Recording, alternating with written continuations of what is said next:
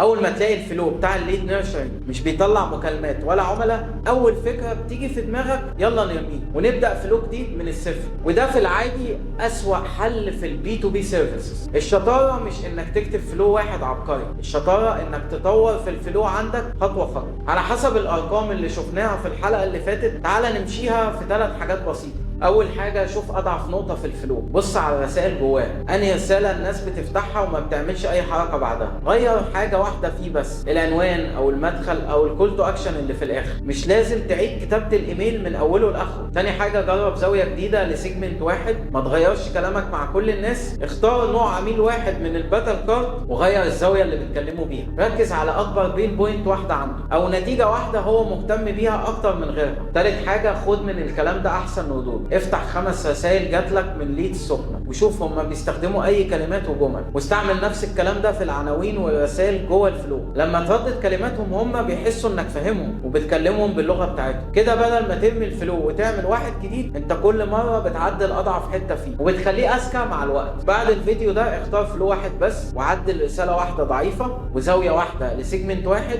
وخد جمله واحده من ريبلاي حلو وحطها جوه الفلو. ولو حابب نعمل حلقه نطبق فيها ال3 خطوات دول على مثال حقيقي لفلو، سيب لي في الكومنت كلمة يون.